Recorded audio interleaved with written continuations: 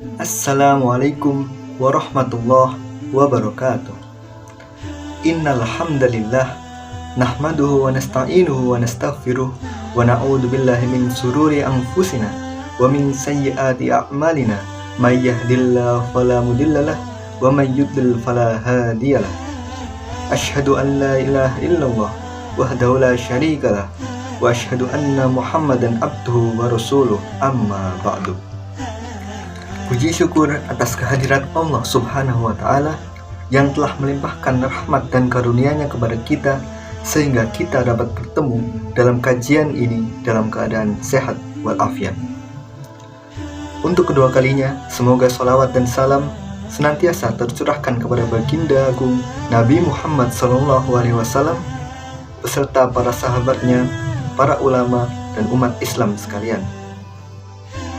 Sebelumnya, izinkan kami memperkenalkan diri terlebih dahulu dengan diawali anggota pertama kami, yaitu Saya Muhammad Suhaili. Saya Muhammad Hafiz Syabana. dan saya sendiri Muhammad Yusuf Dwi Hastayuda. Ajaran Islam terdiri dari berbagai pokok ajaran. Salah satu di antara pokok ajaran tersebut yaitu sholat. Dalam Islam, sholat merupakan tiang agama yang mana wajib hukumnya dilaksanakan bagi setiap umat muslim sesuai ketentuan dan syariatnya. Allah berfirman dalam surat Al-Baqarah ayat 43, A'udzu billahi minasy syaithanir rajim. Bismillahirrahmanirrahim. Wa aqimus sholata wa atuz zakata warka'u ma'ar raki'in.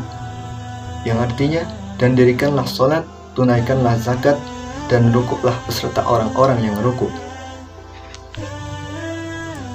Kemudian ayat tersebut dijelaskan dalam hadis yang disampaikan oleh Nabi, Shollu kama ra'aitumuni usolli, rawahul Bukhari.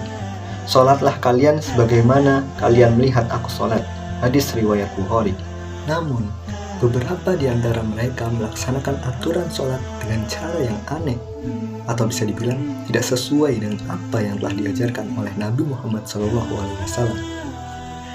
Di antara dalam aturan sholat tersebut yaitu mengenai tatanan shaf sholat seperti dalam video berikut ini.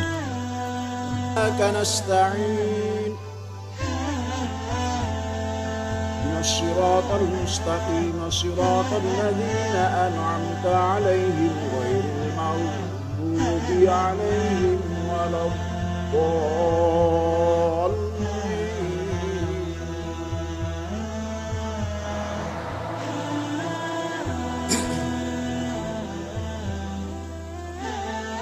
Bismillahirrahmanirrahim.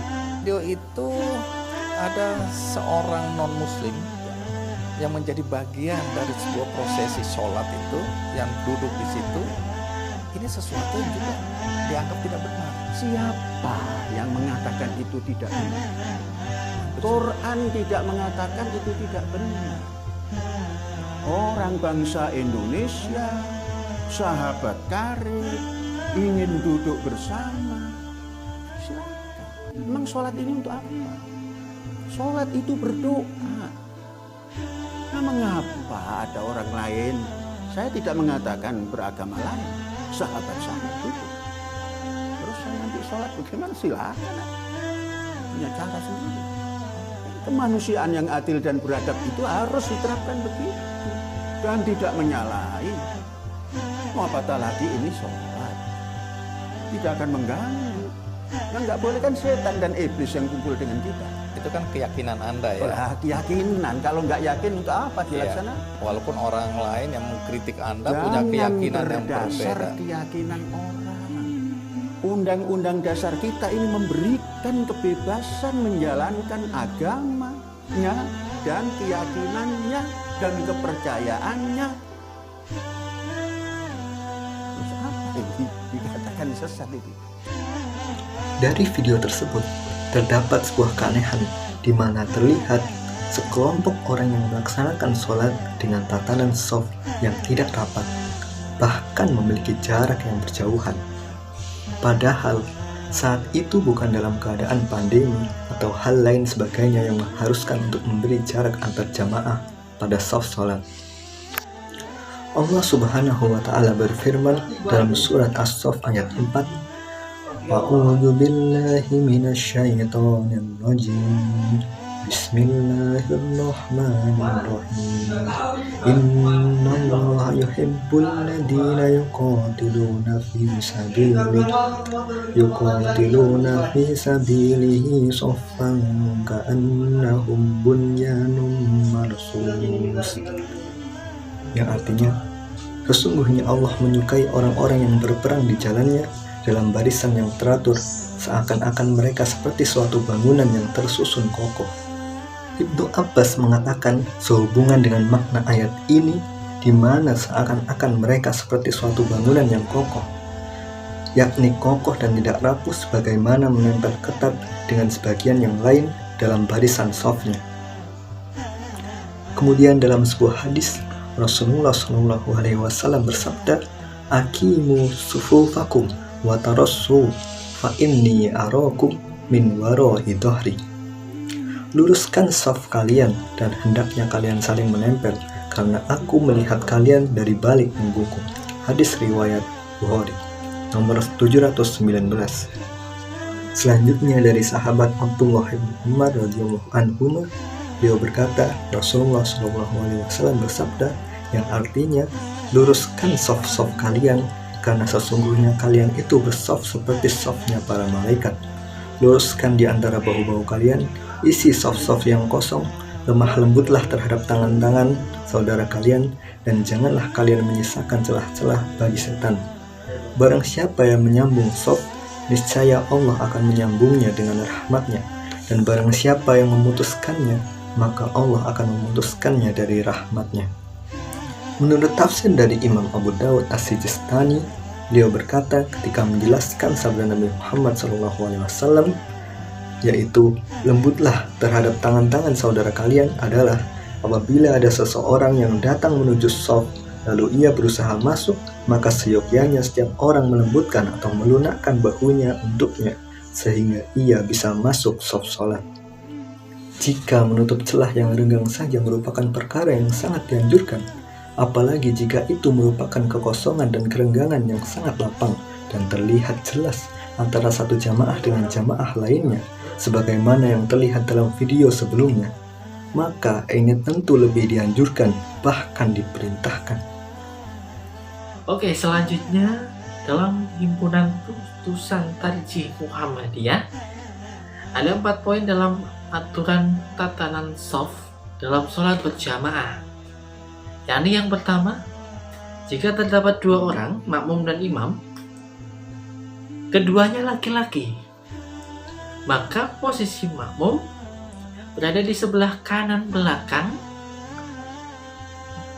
sebelah kanan agak mundur sedikit dari imam untuk jika keduanya laki-laki.